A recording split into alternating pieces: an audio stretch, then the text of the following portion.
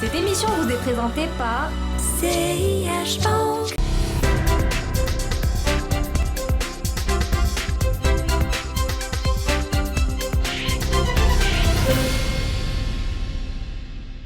Bonjour, bienvenue dans l'hebdo des marchés. Vous l'avez sans doute remarqué, l'indice MASI végète depuis bientôt 2 mois. Regardez sur ce graphique, c'est édifiant. Depuis le 25 juillet dernier, l'indice MASI évolue à plat entre un niveau bas à 9800 points et un autre à 10 000 points. Ces fameux 10 000 points que l'indice n'arrive toujours pas à franchir. Comment expliquer cette situation? Nous allons poser la question à Farid Mzouar, directeur général de FL Market. Il nous parlera de phénomènes qui peuvent expliquer cet état végétatif du MASI et nous donner son avis sur l'évolution probable de l'indice d'ici la fin de l'année. Dans une deuxième partie de l'émission, nous reviendrons sur le déploiement de la plateforme de la Bourse de Casablanca, cette nouvelle plateforme, et plus particulièrement du côté des diffuseurs de données de marché. Nous parlerons à Mehdi Chkouri, il est responsable des activités de DirectFN au Maroc. Il nous expliquera comment a été réalisée cette transition entre l'ancienne plateforme et la nouvelle plateforme de la Bourse de Casablanca. L'avis de ce diffuseur d'informations nous intéresse car il nous permettra également de savoir l'importance de la technologie dans ce métier de la diffusion de données de marché. À tout à l'heure. حصريا عند سياش بانك كود 30 أول حساب مجاني لجميع الشباب أقل من 30 سنة. CIH Bank. La banque de demain, dès aujourd'hui. Pour parler du marché cette semaine, nous recevons Farid Mzouar, directeur général de FL Market. Farid Mzouar, bonjour, merci d'avoir accepté de répondre à nos questions.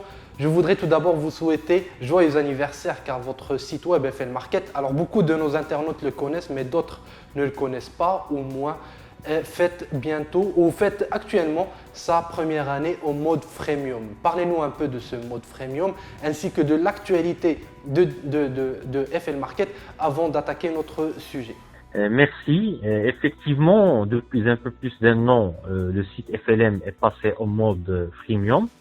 Le site existe depuis le mois de juillet 2012, mais ce n'est qu'en septembre 2015 qu'on est passé en ce mode qui combine la partie gratuite qui est constituée par les news avec la partie réservée aux abonnés. En résumé, nos abonnés ont accès à une moyenne de 4 analyses par jour. Il s'agit d'analyses boursières, économiques et financières, voire politiques, sous un angle financier. En plus, ils ont accès à un portefeuille recommandé et à une liste d'obligations privées risquées. Je rappelle aussi que Farid Mzouar, dans une autre vie, était banquier d'affaires, ce qui lui a permis d'accumuler suffisamment d'expérience et donc de donner des conseils pertinents à ses clients. Alors, Farid Mzouar, le marché végète, le marché ne bouge pas, les volumes sont assez concentrés sur les valeurs, les grandes capitalisations, particulièrement les bancaires. À votre avis, comment expliquer ce phénomène en cette période de l'année? Effectivement, nous sommes globalement dans une tendance globale de baisse des volumes, avec un volume 2015 qui représente par exemple la moitié du niveau de 2011. Aussi pour 2016, si la tendance globale est similaire à celle de 2015 en matière de liquidité, le mois d'août a été marqué par une baisse des volumes à un niveau de près de 50 millions de dirhams par jour. Ce niveau représente la moitié de la moyenne annuelle et surtout c'est 23% de moins que le mois d'août 2015. Pour les explications, il y a certains facteurs structurels qui perdurent toujours malheureusement. Le premier, c'est la faible profondeur du marché avec seulement 76 sociétés cotées, soit autant que la Tunisie et plus que 2 fois moins que l'Égypte. Deuxièmement, nous pouvons pointer le statut qui est toujours frontière market pour la bourse marocaine, ce qui le met un peu hors du radar des investisseurs internationaux, sachant que 2016 a été une année des marchés émergents, où pour la première fois depuis 6 ans, le MSCI Emerging Market a battu tous les autres indices internationaux. Le troisième élément structurel est la concentration des investisseurs. C'est-à-dire qu'en gros, on est toujours à la recherche des mêmes investisseurs, comme le montrent les statistiques de l'OPV de Massa Maroc, où par exemple les fonctionnaires ne représentent que 2,7% des souscripteurs. Pour 2016, nous avons 2 autres phénomènes propres à cette année. Le premier, c'est la rentrée qui a été un peu retardée par la fête de l'Eid Kbir, Surtout que les vacances de l'Eid Kibir feront ou ont fait que la rentrée a été retardée de quasiment 10 jours. Aussi, comme les législatives sont tout proches, plusieurs investisseurs ou observateurs peut-être préfèrent attendre avant de s'engager dans de nouveaux investissements sur le marché actions. Merci pour ce panorama Farid. Et pour le reste de l'année, comment voyez-vous l'évolution de l'indice? Le marché est globalement dans une spirale positive, car cette année il est quand même à une performance proche de 12%, ce qui est assez positif. On a eu beaucoup d'éléments qui ont porté le marché, comme la hausse des bénéfices 2015, l'OPV Marsa à Maroc, ou même la démutualisation de la bourse qui a donné un signal de l'intérêt des pouvoirs publics pour la bourse de Casablanca. Cette spirale positive pourrait se poursuivre, car on a déjà eu pour les résultats semestriels 2016 quelques annonces qui sont dans le bon sens, notamment pour les grandes banques ou pour certaines grandes sociétés. On a aussi sur le compartiment obligataire une incertitude avec un effet qui a été négatif au niveau des performances, avec une hausse sur certaines maturités. Cette incertitude sur l'obligataire pourrait amener certains investisseurs à se réorienter vers le marché action. Toutefois, au niveau technique, comme vous l'avez signalé au début, le marché hésite parce qu'il est proche des 10 000 points pour le MASI, et ces 10 000 semblent constituer une bonne résistance pour le marché. Donc si jamais le MASI réussit à rompre et à dépasser cette résistance, nous pouvons avoir un potentiel supplémentaire de hausse de près de 6% d'ici la fin d'année.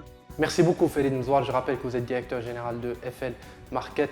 Je vous remercie d'avoir bien voulu répondre à nos questions et chers internautes, nous vous conseillons vivement d'aller jeter un coup d'œil sur flm.ma.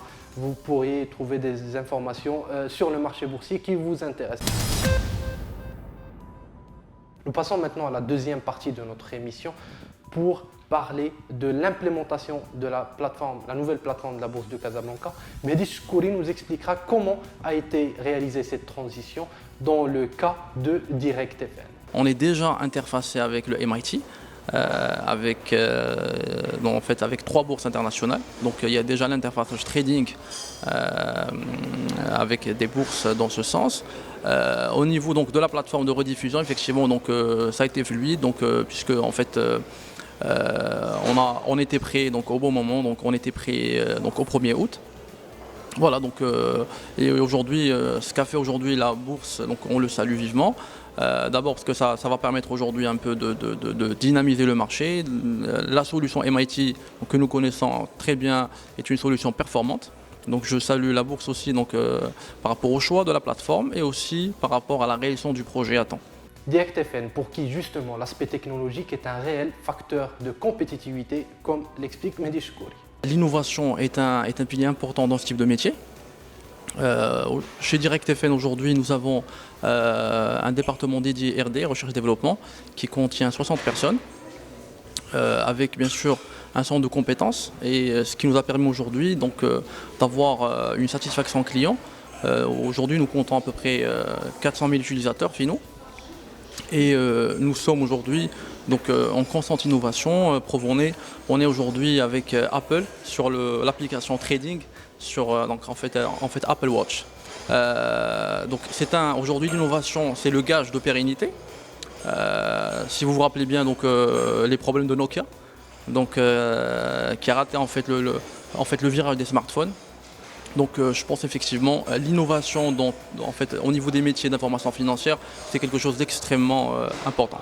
Voilà mesdames, messieurs, c'était tout pour ce numéro de l'Hebdo des marchés. De notre côté, nous continuerons à surveiller l'évolution du MASI cette semaine. Je vous souhaite une très bonne journée sur Bourse News, une excellente semaine et je vous dis à lundi prochain pour un nouveau numéro de l'Hebdo des marchés.